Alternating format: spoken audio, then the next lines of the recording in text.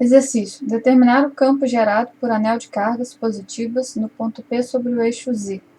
A densidade de cargas lambda é uniforme ao longo do anel, e o raio do anel é R. Primeiro nós vamos determinar como fica o vetor campo elétrico, como fica a orientação do vetor campo elétrico. A gente vai fazer isso graficamente. A cada pedaço do anel a gente associa uma carga dQ. Essa carga dQ vai gerar lá no ponto P um campo elétrico DE. Como as cargas são positivas, o vetor DE está saindo, está apontando para fora dessa carga dQ. Então, aqui é uma pequena contribuição de campo DE. O campo elétrico resultante no ponto P, ele é a integral dessas contribuições DE, de cada dQ sobre o anel. Aqui nós vamos ter as componentes horizontais, podemos chamar de dx, e as componentes verticais, dz.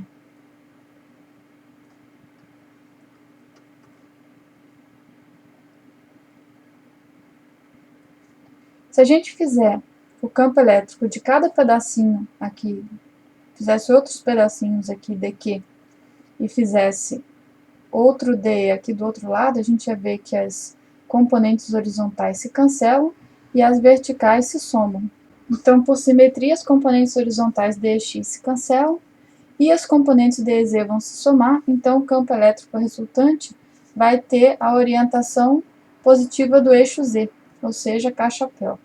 E o módulo do campo elétrico resultante é a soma dos módulos dos D e Z. Para a gente determinar o D e Z, a gente pode colocar um ângulo θ aqui, que é o mesmo ângulo θ daqui. Então, D e Z são DE cosseno θ.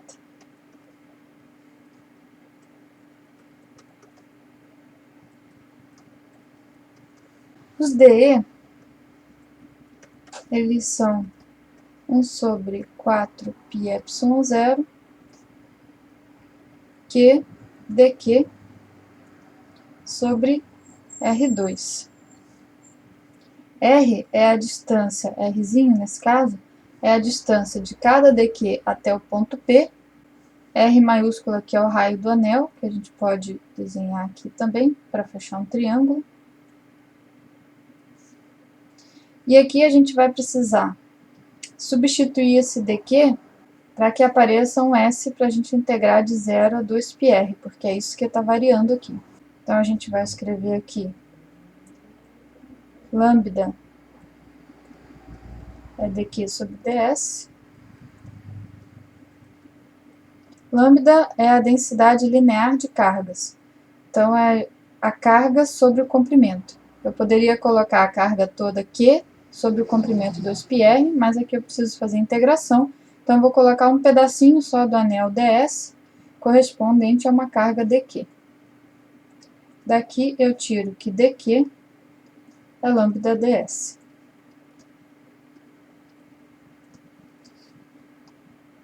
E para a gente substituir ali também, falta o cosseno de θ. A gente pode olhar pela figura o cosseno de θ.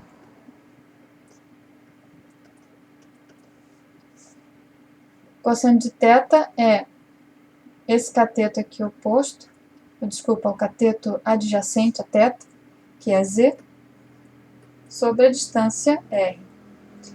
A distância R não é dada no enunciado, então a gente substitui ela também. Vai ser raiz de Z quadrado mais R quadrado. Então, agora a gente volta para a integral. R quadrado é Z quadrado mais R quadrado, vezes o cosseno θ, que é Z, sobre raiz de Z quadrado mais R quadrado,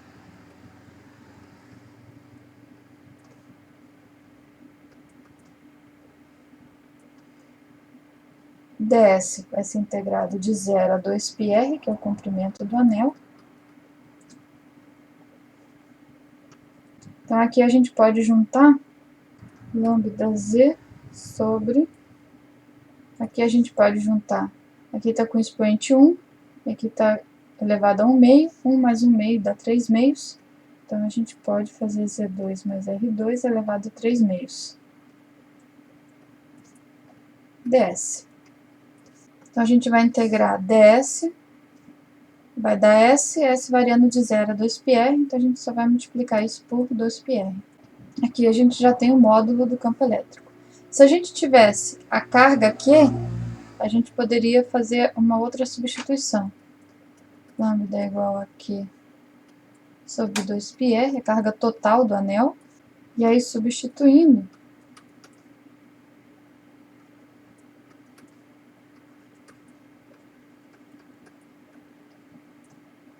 aliás, a gente pode até substituir o 2πr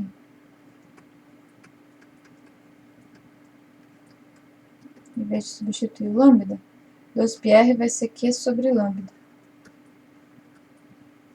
Então, aí aqui a gente elimina o lambda. Isso se for dada a carga do anel. Nesse caso, foi dado o lambda, a gente pararia aqui. Mas como foi dada a carga do anel, se fosse dada a carga do anel, aí a gente faria mais essa substituição aqui. Então, o campo resultante é QZ. Z é a distância até o ponto P, no eixo do anel. 4π epsilon 0. Z quadrado mais R quadrado elevado a 3 meios. Repara que a gente não precisou integrar em Z porque o Z é fixo, o Z não varia. O que está variando é só o comprimento sobre o qual estão as cargas. E para a gente escrever em termos dos vetores unitários, R igual a QZ, repito tudo lá, K-chapéu.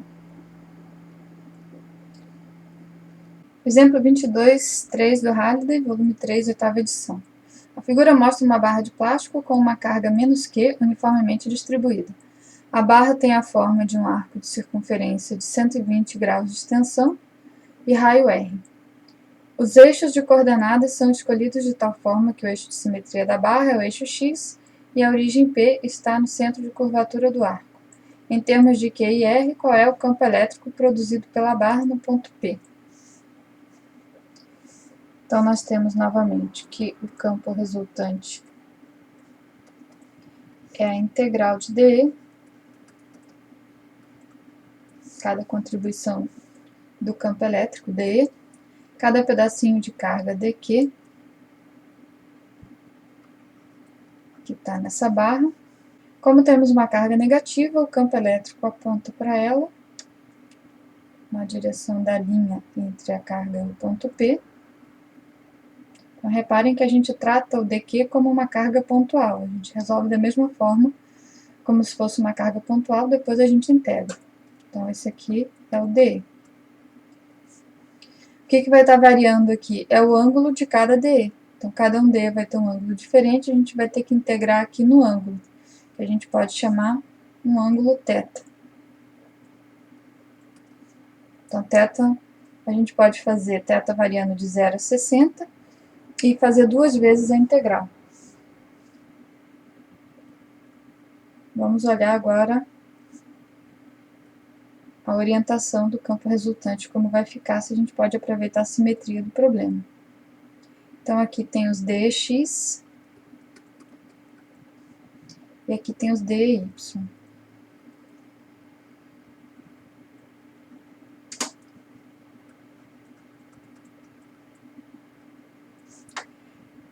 Repare que vai ter outros dy de mesmo tamanho aqui embaixo. Então, o que vai acontecer é que as componentes verticais dy vão se cancelar e as componentes horizontais dx vão todas se somar. Todas elas vão apontar na direção positiva do eixo x. Todas elas vão apontar na orientação positiva do eixo x, melhor dizendo. O campo elétrico resultante tem a orientação do eixo x, a orientação do semi-eixo positivo de x. Que são as componentes que vão sobrar só em cima do eixo x. Então, o módulo do campo resultante vai ser a soma dos módulos dos dx. Os módulos dos dx são dE, olhando lá para a figura, cosseno de θ. dx é o cateto oposto do triângulo que está desenhado ali. Desculpa, o cateto adjacente do triângulo retângulo que está desenhado ali na figura.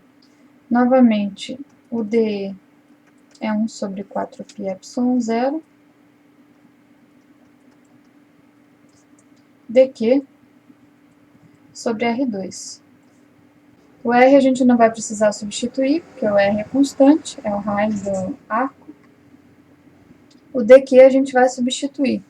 Então, a gente vai ter que lambda é dq sobre ds. Então, dq é lambda ds. Mas a gente precisa integrar no ângulo.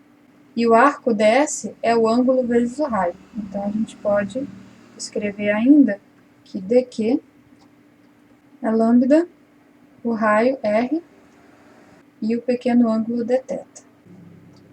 R é integral de 1 sobre 4πε0, lambda r, cosseno θ dθ, sobre R2. Aqui faltou uma coisa também. Como a gente vai integrar de 0 a 60, então eu vou fazer 2 vezes essa integral. Então, aqui de 0 a 60. 2 vezes 1 sobre 4πε0, sigma sobre R, que a gente elimina um dos R's ali embaixo. Cosseno θ, a integral vai dar seno θ, então aqui vai ficar seno de 60 menos seno de 0. R vai ser 1 sobre 4πε0 vezes lambda sobre R vezes 2, seno de 60, raiz de 3 sobre 2. A gente precisa substituir ali no final o lambda para aparecer o Q, porque a pergunta solicitou a resposta em termos de Q e R. Então, o nosso lambda, ele é a carga sobre o comprimento do arco.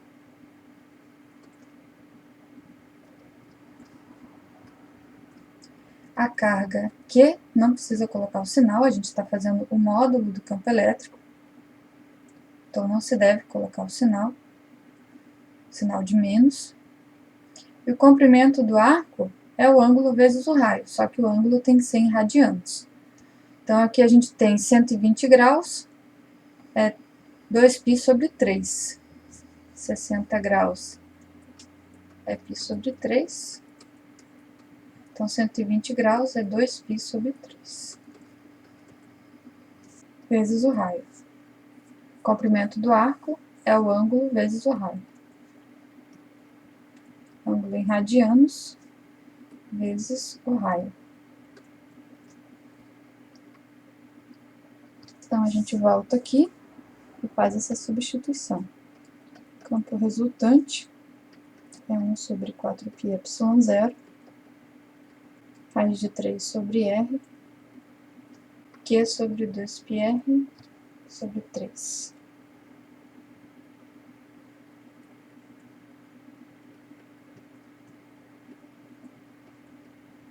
Aqui você vai passar o 3 aqui para cima, vai ficar 3 raiz de 3 sobre 2π, vai ficar um R quadrado. Então, fazendo essa conta, deixando separado só o 4πε0, a gente fica com R igual a 0,83Q sobre 4πε0 R quadrado.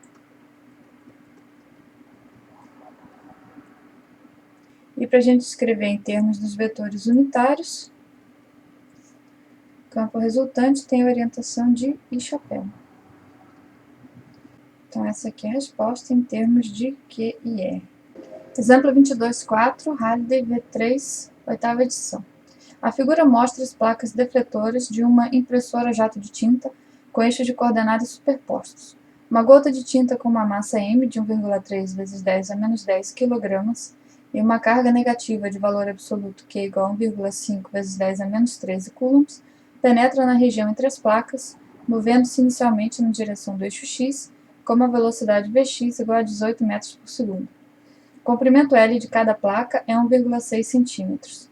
As placas estão carregadas e, portanto, produzem um campo elétrico em todos os pontos da região entre elas. Suponha que este campo E esteja dirigido verticalmente para baixo, seja uniforme e tenha um módulo de 1,4 vezes 10 a 6 newtons por coulomb. Qual é a deflexão vertical da gota ao deixar a região entre as placas? A força gravitacional é pequena em comparação com a força eletrostática e pode ser desprezada. Aqui nessa situação nós temos uma gota de carga negativa. Se ela tem carga negativa nessa região, então ela vai sofrer a ação de uma força apontando para cima, porque a partícula de carga negativa, se ela está numa região que tem campo elétrico, a força sobre ela é sempre com orientação de sentido oposto à orientação do campo elétrico. Nós precisamos aqui da deflexão y. Então, é essa distância aqui que corresponde a essa coordenada y aqui. É a distância vertical que a gota vai percorrer. Nesse caso aqui, nós temos um movimento no eixo x. No eixo x, a gota se movimenta em MRU, movimento retilíneo uniforme, e no eixo y, a gota se movimenta em MRUV. Essa deflexão y é um deslocamento y. Deixa eu marcar aqui no enunciado. Então, essa deflexão vertical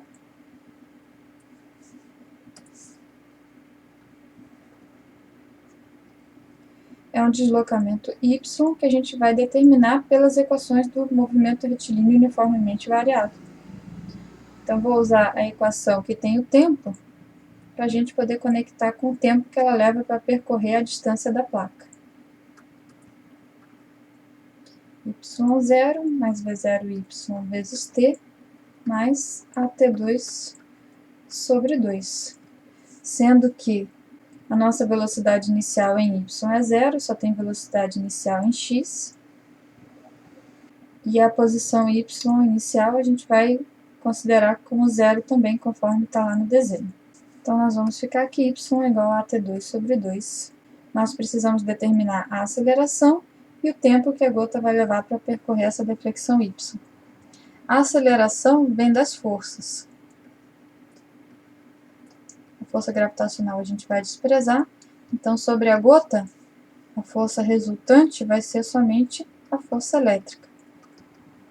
A força resultante é a massa vezes a aceleração, e a força elétrica é Q vezes o campo elétrico.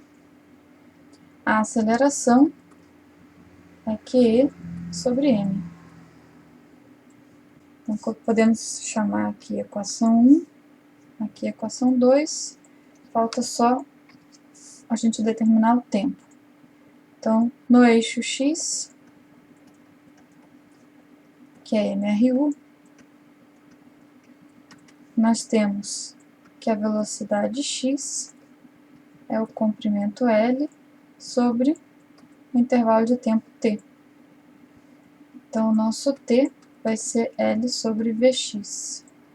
Aqui temos um resultado 3.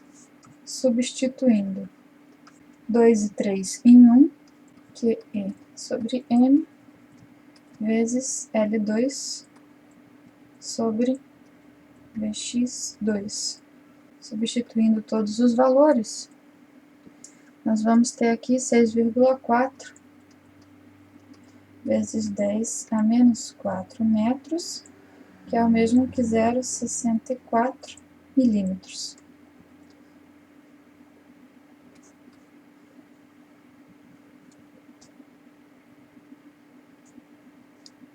Exercício: determinar o campo gerado no ponto P por uma fita não condutora muito longa com cargas positivas.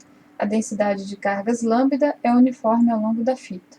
Aqui a gente tem uma fita muito longa, a gente vai usar a lei de Gauss para resolver esse problema. A lei de Gauss diz que a integral fechada de EdA, ou seja, o fluxo sobre uma superfície fechada, fluxo do campo elétrico, é igual à carga interna a essa superfície sobre ε0.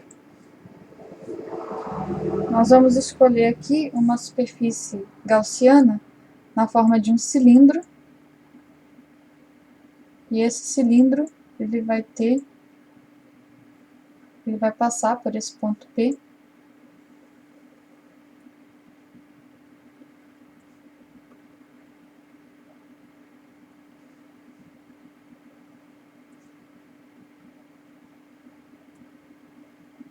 A carga interna gaussiana é essa parte aqui da fita que está só dentro do cilindro.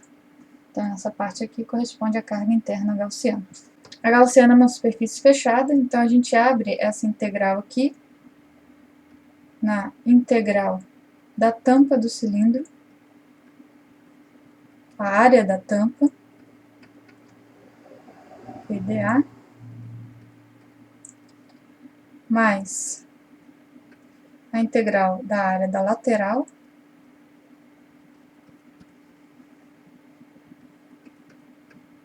EdA,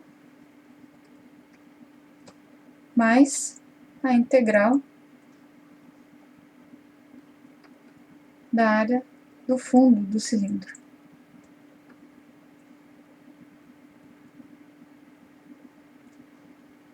Isso é igual a carga interna sobre ε0. Vamos definir quem é a carga interna. Essa gaussiana, então, eu vou dizer que ela tem uma altura h,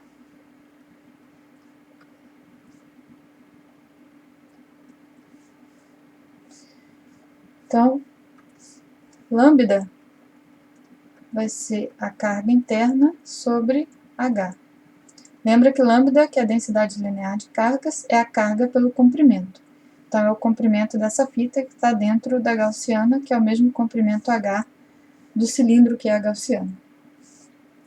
E para esses vetores EdA, em cada parte aqui que a gente vai integrar, a gente vai determinar pelo desenho também com a gaussiana. Como isso aqui é uma fita de cargas positivas, então todos os vetores estão saindo em todas as direções aqui, direção radial, né? Então os vetores campo elétrico estão saindo. Aqui no ponto P o campo elétrico vai estar saindo e o DA também vai estar saindo. Lembre que o DA tem que ser perpendicular à área, ao plano da área. Na tampa, a gente vai ter um campo elétrico paralelo à área da tampa e um DA apontando para cima. No fundo, a gente também vai ter um campo elétrico paralelo e um DA apontando para baixo.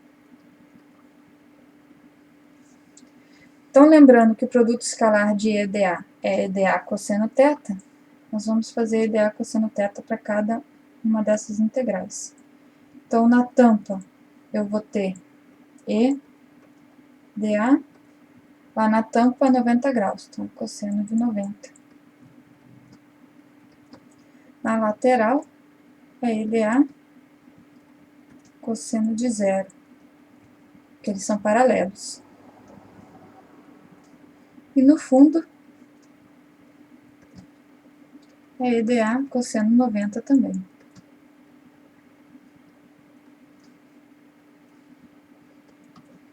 Carga interna vai ser lambda H.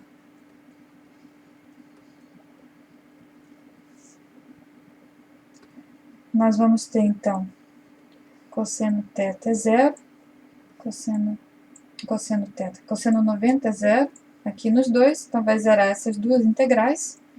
Nós vamos ficar só com a integral da lateral. Essa lateral, a área da lateral é 2πrh, o comprimento desse círculo aqui da tampa, que é 2πr, vezes a altura h. Então, 0 é 2πrh. Cosseno de 0 é 1, então fica só EDA.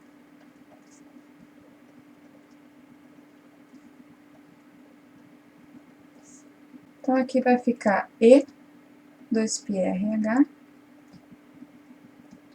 igual lambda h sobre epsilon zero. Aqui nós vamos eliminar o h, que realmente não deveria aparecer na nossa resposta. Então, nós ficamos que o campo elétrico vai ser lambda sobre 2π epsilon zero r. E aí a orientação do campo elétrico é na direção radial aqui. Então não tem uma orientação só para a gente indicar. Se a gente fizesse, se a gente disser a orientação no ponto P, aí no ponto P a gente precisaria aqui colocar um sistema de coordenadas. Então se a gente usar xy, por exemplo, assim, então eu posso dizer que é mais de chapéu. Como é tridimensional, vamos colocar um eixo Z, por exemplo. Então, no ponto P, a gente pode escrever que E é lambda sobre 2π epsilon zero R e chapéu. Outro exercício, determinar o campo gerado no ponto P por um plano infinito com cargas positivas. A densidade de carga sigma é uniforme ao longo do plano. Então, aqui nós vamos resolver também com a lei de Gauss. Nós vamos desenhar uma gaussiana. De novo vai ser um cilindro, só que agora ele vai ser deitado.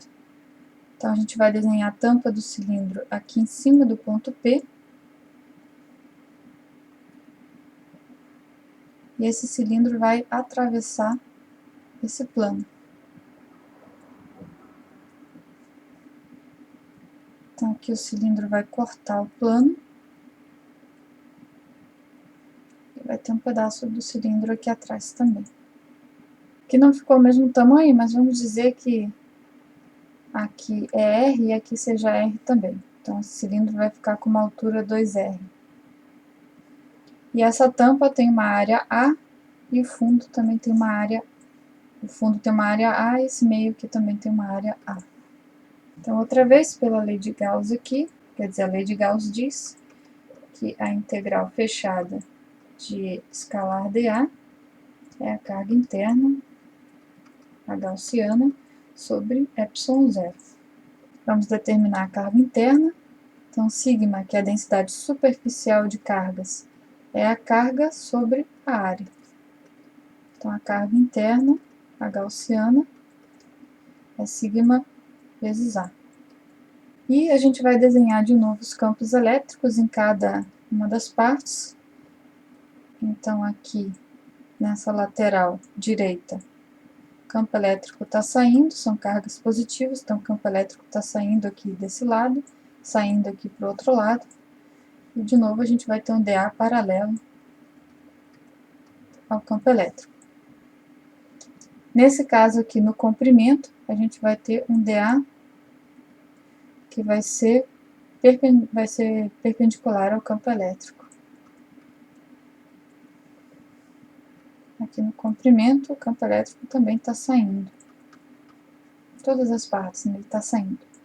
Aqui do outro lado, na lateral esquerda, então a gente vai ter um dA para o outro lado e um campo elétrico também para o outro lado. Isso aqui está do outro lado do plano. O campo elétrico sempre sai das cargas positivas. Então, aqui de novo eu vou dividir essa integral em 3. Aqui eu não escrevo mais fechada, porque eu estou fazendo de cada parte. Quando eu somo as 3, que é uma integral fechada, que aí eu tenho a figura completa. Então, aqui eu vou fazer a integral da lateral esquerda. Da lateral esquerda eu vou ter EDA cosseno de 0 a integral no comprimento. Então, eu vou ter EDA cosseno de 90 e uma integral na lateral direita, que vai ser EDA cosseno de 0 também.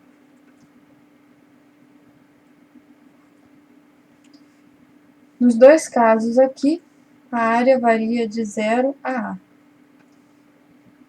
tanto na lateral direita quanto na lateral esquerda. Isso aqui vai ser igual a sigma A sobre epsilon zero. Essa integral aqui vai dar zero, cosseno de 90 é zero. Então, nós vamos ficar com 2 vezes a integral de 0 a de E dA, que o cosseno de 0 é 1. Aqui vai ficar 2 vezes E vezes A, igual a sigma A sobre epsilon zero. Campo elétrico vai ter o módulo, que nós podemos eliminar o A. Então, o campo elétrico vai ter o módulo sigma sobre 2 epsilon zero. Isso aqui só vale, esse resultado só vale para um plano muito longo, plano infinito. No ponto P, como a gente precisa informar no ponto P, então a gente precisa associar de novo o sistema de coordenadas.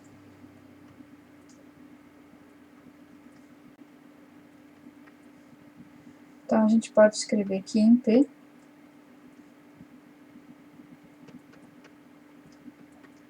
sigma sobre 2 epsilon zero e chapéu.